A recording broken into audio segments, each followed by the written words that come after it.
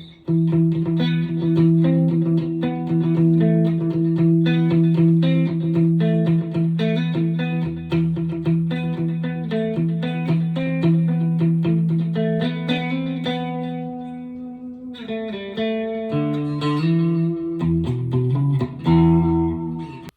how's it going, everybody? Welcome back. It's me, your good friend John, back with another video. I have my trusty cup of coffee here as always, and I'm ready to get right into it. Okay, this video is a little bit overdue. It's the one where I finally come back and tell you guys my experience with the Positive Grid Spark 40 and the cabinet. I've had the good fortune of using it in a live setting a total of 5 times now. And this is a video where I want to come back and just tell you my experience, what I thought of it, how I thought everything went, things that I would do differently. Am I going to keep using it? That sort of thing. So hopefully you'll stay to the end here, and you know, I got quite a few insights that I want to share with you guys.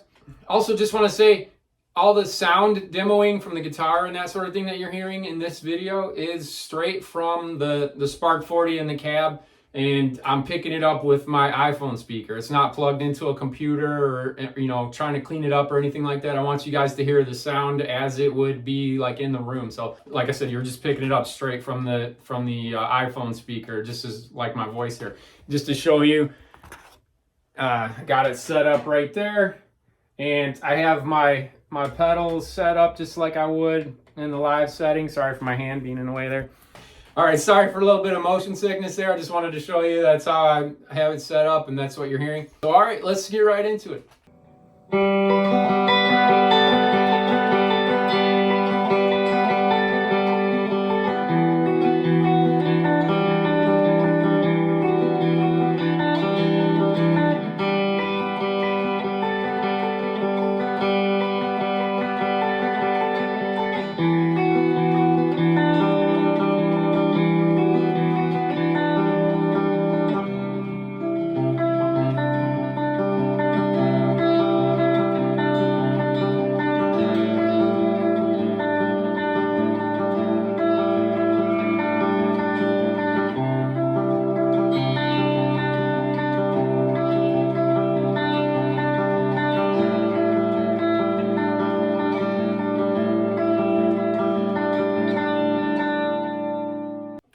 Okay, so right at the start here, I just want to tell you guys a funny little story. Don't worry, it's related to the topic. So I'm carrying all this gear into the venue. It's the cab, it's the Spark 40 in the cool little carrying case. It's my backpack and my guitar.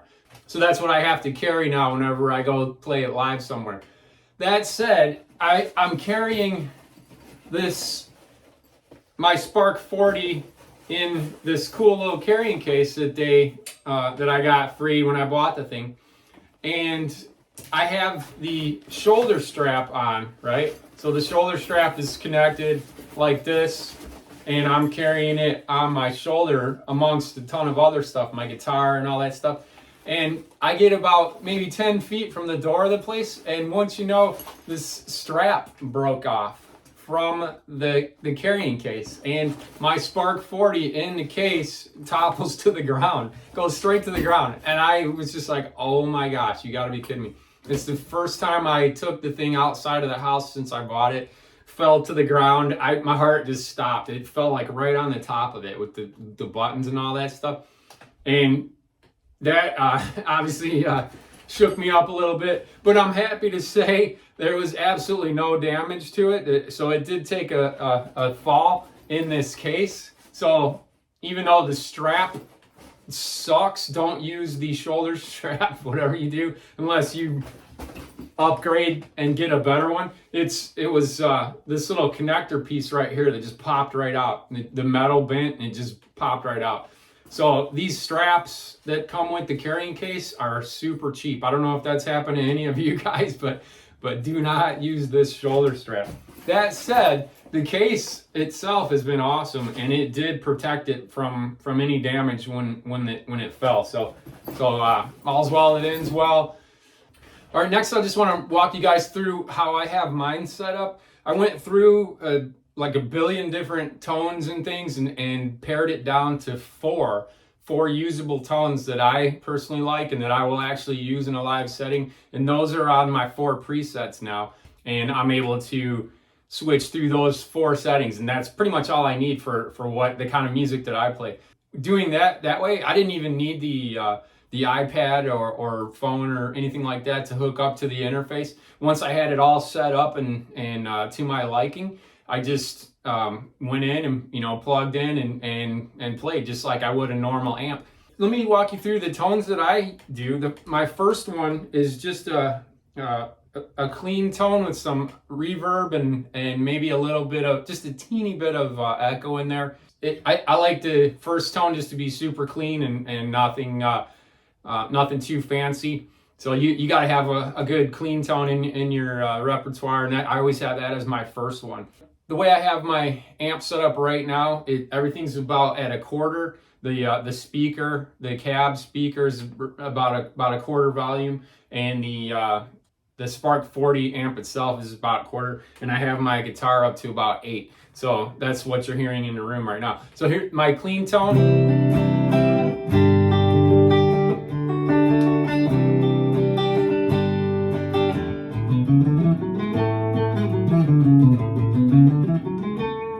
Just run a little 3 scale there.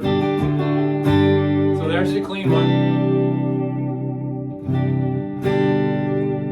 And then the next one that I have, I add a little bit of crunch to it. This is when I want to kind of stand out in the mix, and I throw a little bit of gain on the in the mix. It's pretty much the same. I took the exact same settings from my clean one, and I added a little bit of gain to a little bit of extra. So here's that one, and I usually go towards the bridge pickup whenever I have this one, just because it stands out a little. So you can hear it just has a little bit of gain thrown in there.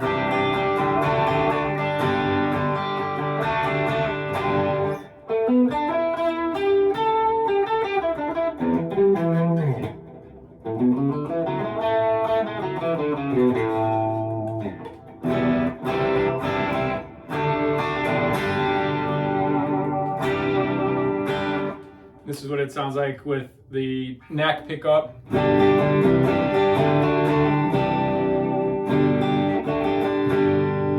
Middle.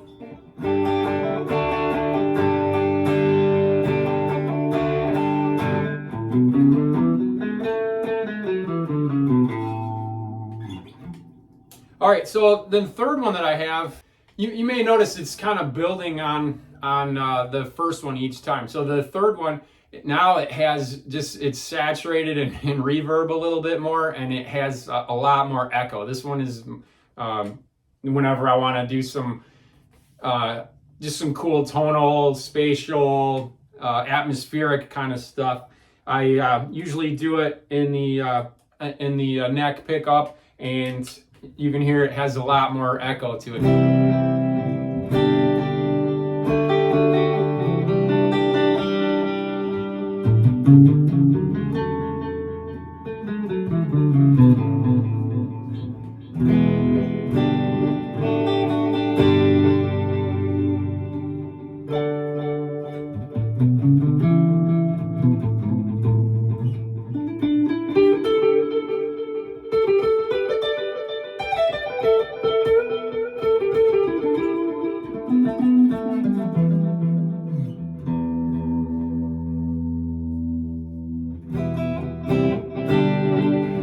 Picture.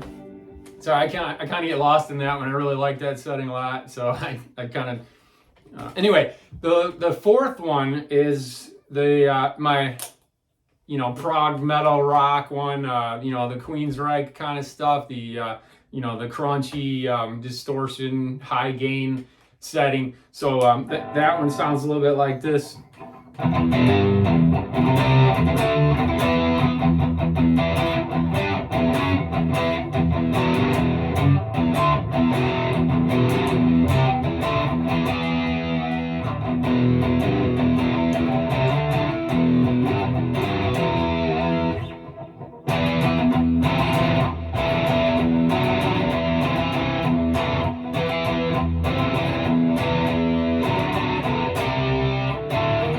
Well, you get the picture.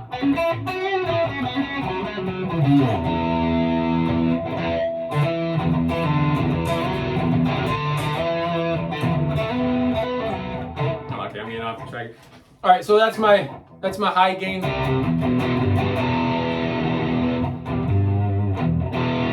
All right, so those are my 4 settings that I like to use.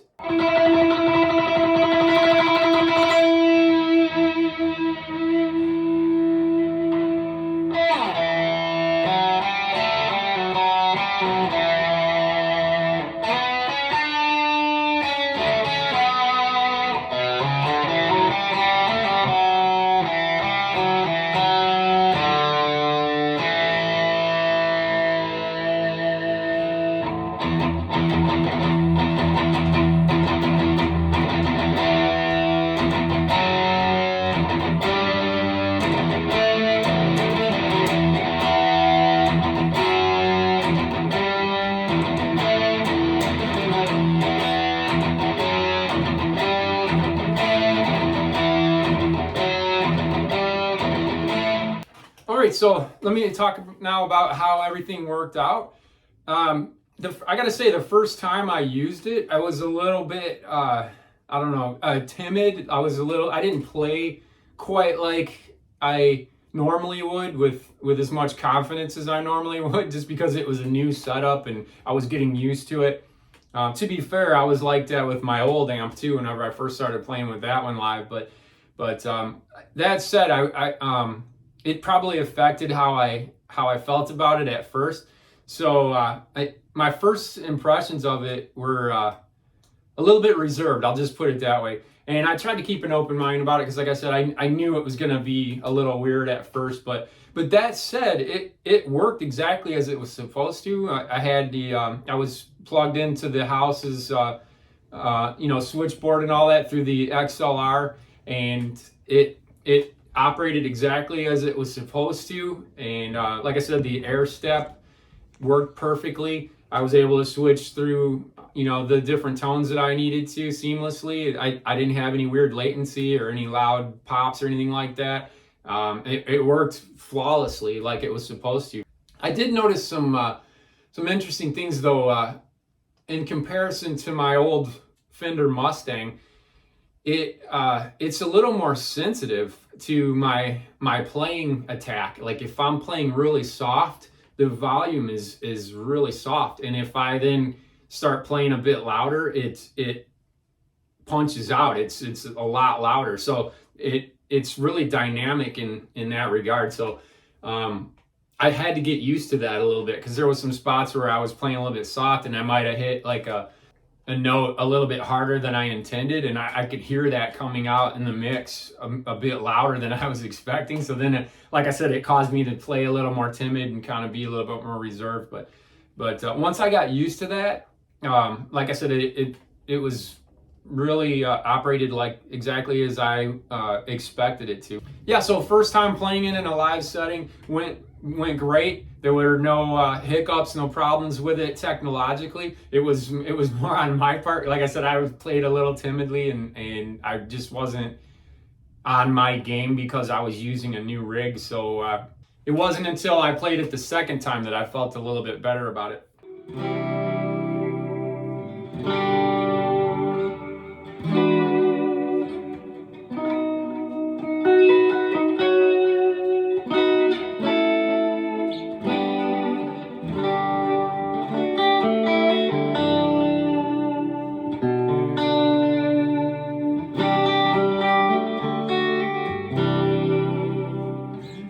All right, so yeah, fast forward to the second time I played it. I had my settings dialed in a little bit better. I did notice that some of my settings originally weren't standing out in the mix like I would like. I wasn't hearing myself as much as I did normally, so I had to tweak a few settings, and that just comes with experience and actually getting with it and getting that stuff dialed in. That's to be expected. So that said, the second time, I felt a lot better about it. I started to get into my groove a little bit. I played more confidently because I had my settings dialed in. It just came with that. I had more confidence in the rig itself. After putting it through its first test, I knew it was going to operate like it was supposed to, so I played a little more confidently.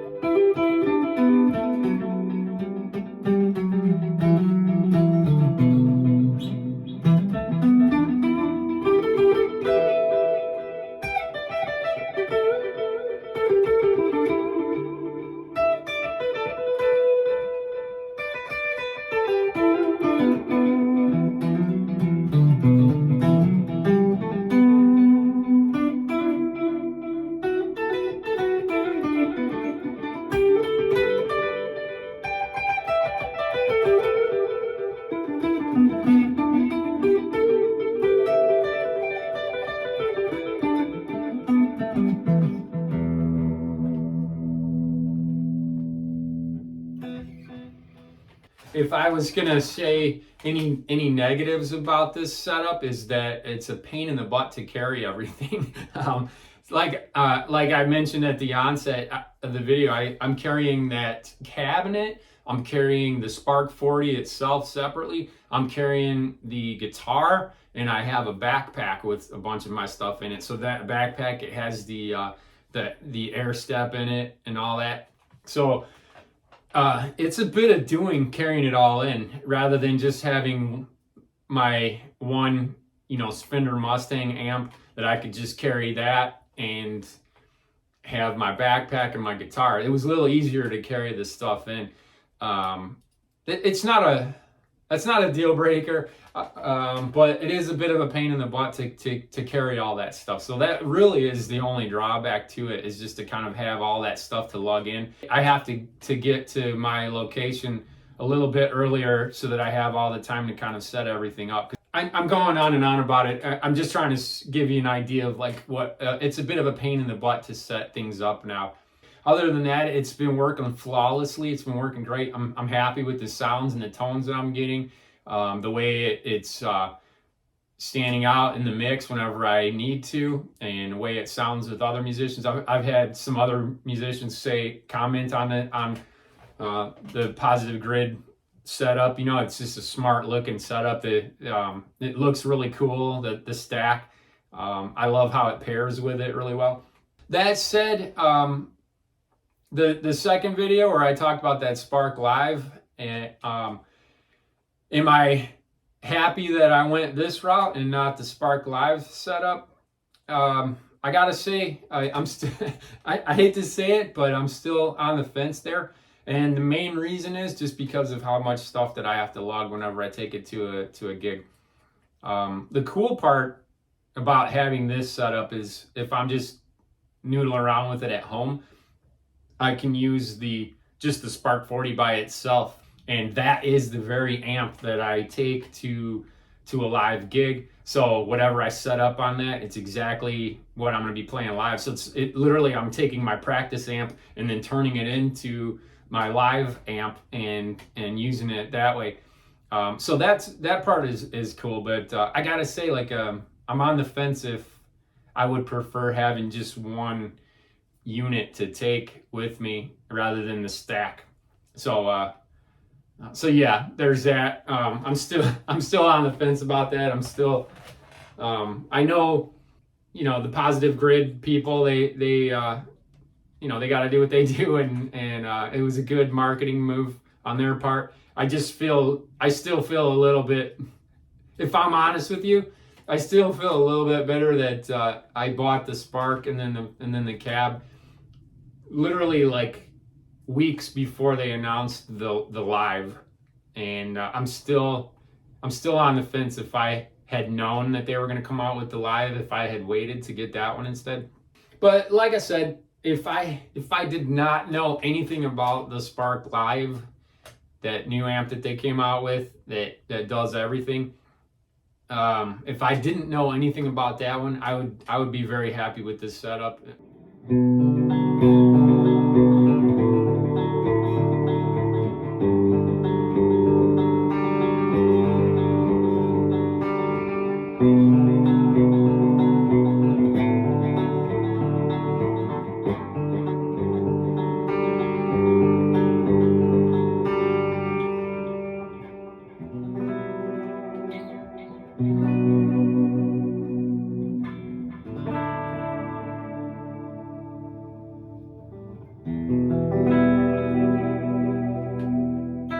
In conclusion, the Spark 40 Plus cab is a really cool setup. I've been more than happy with it so far. Again, it's operated flawlessly. All right, yeah, so you'll probably hear me demoing it in other videos. I did a recent video. I don't know if you guys caught that one or not. That one didn't perform as well as other videos for whatever reason, but I was playing Metallica's Nothing Else Matters with that setup, the Spark and the cab, and my dog Charlie kept interrupting, kind of a funny one. So if you haven't seen that one yet, go ahead and check that one out. That one is featuring me playing through this setup too. If you guys are Those of you that commented on my first videos, like, why didn't you have a demo? Why didn't you play it? And that sort of thing. There you go. This is, you can hear me playing in this video. And then if you check that one out too, I'm playing Nothing Else Matters with my dog, Charlie. So, all right. So hopefully this wasn't too long. Appreciate you guys sticking through to the end. And like I said, you'll be hearing more from me shortly. I got a couple of videos in the hopper that I need to get through editing and that sort of thing. A couple of cool ones that I think you'll like. And we'll catch you in those. All right. I hope you guys are all doing well. Thank you.